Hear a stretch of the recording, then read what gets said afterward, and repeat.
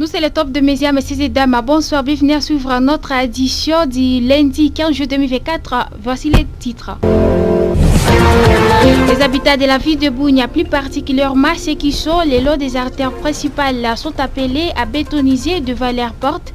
Les détails, c'est dans cette édition. Les accrochages entre le militaire FARDC a plutôt le samedi dernier. L'avion de chasse militaire aurait jeté des bombes au village de Chibi-Chibi. Nous sommes à secteur de Banyal Kilo, où détruit plusieurs maisons d'habitation de la population vivant dans cette entité. Après la Convention pour le respect des droits humains CRDH Athènes de la chefferie précitée a rendu public ce lundi 15 juillet 2024 plusieurs problèmes socio-sécuritaires, à savoir plus dans cette édition. Trois titres sommaires, suisse et fora pour la présentation. J'essaie si la presse de ceux la mise en onde. Bienvenue à tous aux détails. Une fois de plus, et bonsoir. L'acteur politique Bruno Akilicien plaide pour l'indemnisation des personnes victimes de bombardements de l'avion de guerre le samedi 13 juillet 2024 à Chibi-Chibi dans le territoire d'Endjougou. Cet acteur politique a fait savoir ce lundi 15 juillet 2024 que des personnes de leur maison être détruites par cet avion de guerre passent nuit à la Belle Étoile. Il est dans ses propos recueilli par la radio Maendeleo. Nous apprenons qu'il y avait un avion de chasse militaire FARDC qui aurait jeté des bombes au niveau du village Pilipili. Là, c'est à quelques kilomètres de Plito, toujours dans le même groupement, où les bombes larguées ont détruit presque plusieurs maisons d'habitation, voire même une église serait touchée. C'est pourquoi les propriétaires de ces maisons passent aujourd'hui la nuit sous la Belle Étoile. Et parce que vous savez, depuis que la région a été menacée par les sécurités, beaucoup de populations se sont déplacées à Mongwalo. C'est pourquoi les propriétaires de ces maisons nous ont appelés, et aussi concernant les cris d'alarme, nous voulons appeler le gouvernement à la réparation, parce qu'il fallait que le gouvernement arrive à réparer mais aussi à indemniser les personnes ayant été touchées par ces actions de l'avion de chasse militaire au niveau des Pilipili, parce qu'il y a des maisons qui ont été touchées. Nous avons aussi une église, nous apprenons même une partie d'une école. C'est pourquoi nous appelons vraiment l'État congolais, étant donné qu'une école c'est aussi pour l'État. Je pense que l'État va réparer, et aussi il fallait indemniser d'autres personnes qui ont perdu leur maison lors de ces échauffourées. Les autorités de la République démocratique du Congo sont appelées à désarmer tous les détenteurs illégaux d'armes à province de l'Ituri. Propos de l'acteur politique Moïse Nguessera qui déplore la recrudescence de l'insécurité qui prévoit un territoire d'Endjougou, plus précisément à Plito, où actuellement la population de cette partie située à environ 16 km de la commune de Mongwalo passe nuit à la Belle Étoile, craignant les attaques de la milice Kodeko Olekuta. Chez nous à Mongwalo, nous avons presque plus de 17 000 déplacés qui sont à Mongwalo, mais il n'y a pas d'assistance à la part du gouvernement. Remercions notre armée, il a fait ce qu'il peut faire. L'armée doit enserrer la population si réellement l'ennemi est l'un de la population. Parce que moi, je ne vais pas même déclarer si la population de Plito peut retourner encore. L'ennemi là n'est pas bon. Ça peut arriver qu'il joue avec la population pour faire des semblants comme s'il est parti, mais il est là à côté. Donc jusqu'ici, vous confirmez que Plito est encore sous menace de... Ah oui, il y a des menaces. Mais je regrette beaucoup, il y a aussi des menaces des jeunes garçons de Plito qui commencent à menacer même la population de Plito là-bas. Je demande à l'autorité de l'État de faire tout le moyen possible pour faire désarmer tous les jeunes garçons qui ont pris les armes illégalement. Et dimanche, c'est dimanche soir 15 juillet 2024, de 11 corps de victimes de massacres perpétrés par deux miliciens Kodeko au centre des négoces de Plito proche de Mongwalo les samedis derniers. Nous sommes dans les territoires d'Endjougou. C'est grâce à l'intervention du député national Daniel Oyewa Acheta de cercueils pour un enterrement digne à ces deux composés. Un acte salué par les habitants de cette zone minière d'Endjougou dont je propose de suivre quelques-uns.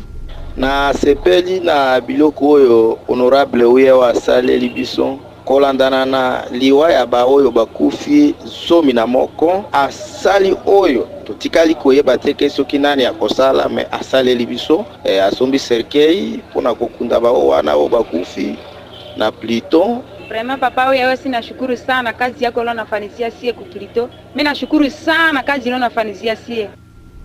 Environ 70 déplacés hors site de Mambasa au récit de brevet le samedi 13 juillet dernier. C'est là après plusieurs jours de formation à savonnerie et pâtisserie pour les coordinateurs de déplacés hors site de Mambasa. L'objectif de cette formation était de s'apprendre eux-mêmes à charge. Jour à Mambasa où le groupement de Bakaïkou situé de la chefferie de Babilaba Bombi dans le territoire de Mambasa est confronté à plusieurs problèmes socio-sécuritaires ces derniers jours.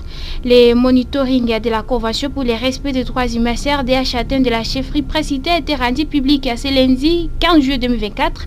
Selon ce monitoring, la population de Bakaïkou fait face à plusieurs formes de tracasseries et de conflits fonciers liés aux limites de Chia. Grâce Kakine, son secrétaire, appelle les autorités à fixer leur regard vers ces groupements. On l'écoute. On ne refuse pas de payer les taxes, mais on peut voir comment ou on peut demander les taxes. À groupement Bakaïkou, il y a des problèmes, messieurs les journalistes. Il n'y a plus la route qui peut servir la population d'évacuer leurs biens.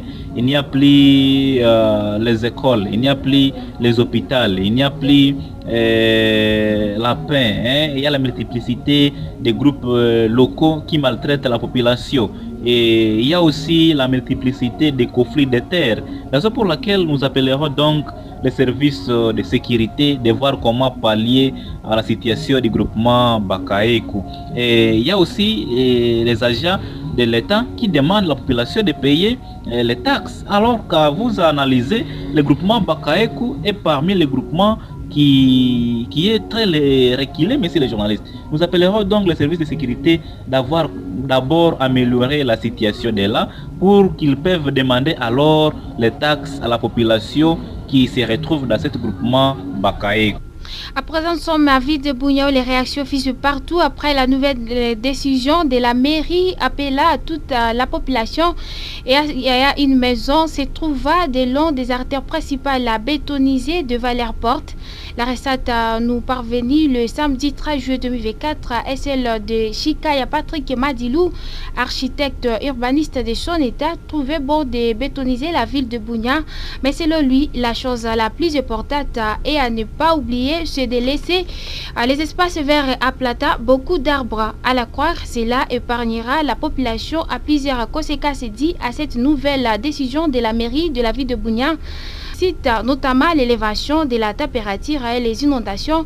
Il répondait aux questions d'Elias Eloïveka. En tant qu'architecte, j'ai des larmes aux yeux quand je vois ces genres de... Parce que nul n'ignore que dans des pays qui se disent être développés, on a commencé à débétoniser. Mais nous, on bétonise. Nul n'ignore qu'en Europe, par exemple en France, la nature les a montré ce qu'elle est. Et ils ont fini par créer un mouvement qui s'appelle débétonisons nos villes. Parce que là, il fait plus ou moins froid. Mais ici, chez nous, il fait chaud. S'il arrivait que nous nous mettions à bétoniser toute la ville, à bétoniser partout là où il y a du goudron, on va en souffrir. Donc parfois il fait ici 27 degrés. Avec ces mouvements ici, les gens seront obligés d'atteindre même les 30-35 degrés. Cela ne peut pas apporter une autre image pour cette ville. Ça allait apporter ça s'il arrivait que les autorités disent bétonisons, mais n'oubliez pas d'y mettre de la verdure, entre autres une partie de la pelouse. Outre cela, n'oubliez pas aussi d'y mettre les arbres. Ça allait être peut-être catholique. Messieurs et dames, à changer peu de chapitre, cette fois-ci nous parlons de l'éducation où les cours volés normalement sont presque à la fin conformément au calendrier académique 2023-2024 à l'Institut supérieur pédagogique de Bougnao, ISP Bougnao Cycle, où les examens débuteront le 27 août 2024 pour préparer la clôture de l'année académique, la présentation des projets titorés et la collation des grades aux étudiants. Lokuni Membe, le secrétaire général académique, présente ses activités au micro de votre radio. Pour le moment, à l'ISP Bougnao, les activités académiques évoluent très bien. Nous tendons vers la fin de l'année académique. Conformément au calendrier académique, les cours prendront fin à l'ISP Bougnao le samedi 10 août 2024 à 17h. Tous les cours inscrits au programme auront pris fin. Beaucoup d'enseignants résidents ont déjà terminé leurs cours. Il y a des enseignants visiteurs aussi qui ont terminé leurs cours. Nous restons avec quelques enseignants, quelques professeurs. D'ailleurs, pour le moment, nous avons 8 professeurs visiteurs qui sont à pied d'œuvre ici. Il reste 4 qui viendront au cours de la semaine que nous venons de commencer. Et là, nous sommes rassurés que tous les cours auront pris fin. Donc, il y aura les examens qui commenceront, les examens commenceront le 27 août pour prendre fin le 6 septembre. Le 16 septembre, c'était lundi, nous allons clôturer l'année académique en conférant les grades aux étudiants finalistes. Et ces grades seront conférés pour la première fois aux étudiants qui auront terminé la licence dans les systèmes LMD, mais aussi aux étudiants de deuxième licence ancien système. Mais il y aura aussi les défenses des projets tutorés et des mémoires. Et ces défenses commenceront le 23 août pour prendre fin le V6, le V7, la session ordinaire va commencer comme je viens de le dire. Et par ailleurs, en appelant les étudiants à travailler à la détermination pour la réussite, cette autorité académique a précisé pour cette année académique ISP Bunia a produire des docteurs à thèse dans les années à venir. Ils seront encore plus nombreux, une chose qui va admirer le nombre de professeurs visiteurs. Il revient à ces termes. Les étudiants doivent travailler parce que la réussite dépend du travail. Donc, de façon générale, l'ISP Bunia, les étudiants sont disciplinés, ils sont courageux. Et autre chose, ils doivent payer les frais académiques pour permettre à ceux qu'ils fassent les examens dans de bonnes conditions. Après cette année académique, nous avons eu 2 nouveaux docteurs à thèse. Il y a le docteur Lokbaribasa et puis il y a le docteur Lenkchun Mugisa Zakari. Ça, c'est vraiment une très bonne chose pour l'ISP et cela ramène le nombre de nos docteurs à thèse, disons de 5 à 7. D'ici encore une année, nous en aurons peut-être 2 ou 3, parce qu'il y en a qui sont déjà au niveau des doctorants. Dans 2 ou 3 ans, on peut avoir 15 à 20 docteurs à thèse à l'ISP. Donc d'ici 4-5 ans, nous allons renverser l'équation. Le nombre de docteurs à thèse sera beaucoup plus nombreux que le nombre de personnels scientifiques. Et c'est ça ce qui est une bonne chose. L'ISP avait un plan stratégique des relèves académiques. C'est ce plan qui est en train d'être exécuté maintenant. Il y en a qui vont défendre leur mémoire de DEA d'ici là, peut-être au moins 50 vont défendre leur mémoire de DEA avant la fin du mois de novembre et tous iront à doctorat. Alors vous comprenez que d'ici 3, 4 ans, 5 ans, l'ISP Bunia n'aura plus ce problème de professeurs. On va réduire l'appel des professeurs visiteurs ici.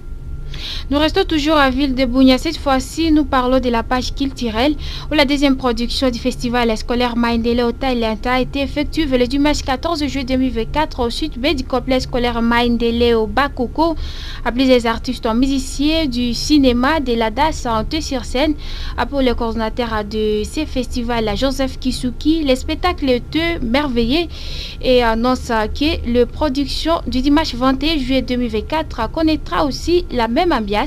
Il est à ses propos. Franchement, nous avons une joie immense. On a vu des talents exceptionnels. C'était des choses qu'on ne pouvait même pas s'imaginer. Qu'il y a des jeunes qui peuvent danser, qui peuvent chanter, qui peuvent faire des pièces théâtrales, qui peuvent faire des comédies qui sont tellement émouvantes. Nous sommes tellement émus de cette prestation des jeunes. Pour intégrer le festival Maindele au Talent, c'est très facile. Vous arrivez seulement à la radio communautaire Maindele pour des renseignements. Là, il y a un formulaire que vous allez remplir. Chez nous, ça se passe d'une manière pacifique parce que c'est un festival que nous organisons dans le cadre de la recherche et de la paix. On a besoin de tout le monde pour que nous puissions danser, chanter, faire des comédies et tout ça pour la paix. C'est comment la population de la ville de Bunia, c'est de venir nombreux participer à ce grand festival. Les billets seulement à 1000 francs. Vous venez, vous allez voir les jeunes qui vont chanter, qui vont danser, qui vont dessiner, qui vont tout faire pour la paix. Nous signalons que ce festival se déroule sous le patronage de la fondation Mamba Namaindeleo. Le vice-premier ministre de l'Intérieur Jacques May Chabani a clôturé sa mission dans la province Nord Kivu, c'est l'indiqué en juillet 2024. À Butembo, il a passé le dernier consultation. Ce membre du gouvernement, Judith Souminois, a reconnu la population qui traverse un moment difficile et que le gouvernement s'implique pour mettre fin à la sécurité. Les deux dames, comprenez avec nous que nous sommes à la fin de notre édition, mais pour les gens qui nous ont suivis à cours des diffusions, voici encore les titres. Les habitants de la ville de Bunia, plus particulièrement ceux qui sont le long des artères principales, sont appelés à bétoniser devant l'airport et les détails à votre possession. Les accrochages entre le militaire et FARDC plus tôt le samedi dernier, l'avion des chasses militaires aurait jeté des bombes au village de Chibichibi, secteur de Banyalikilo, a détruit plusieurs maisons d'habitation de la population vivant dans cette entité que vous avez les détails avec Bruno Akilissé, un acteur politique dans cette édition. La Convention pour le respect des droits humains sert des châtaignes de la chefferie précitée à rendu public, c'est l'indiqué en juillet 2024. Plusieurs problèmes sociaux, sécuritaires que vous avez les détails. Moi, c'était Sephora Péchu pour la présentation. J'essaie de la prise des sons et la mise en onde. Nous étions sous la direction de Biamunguka Tchelewa.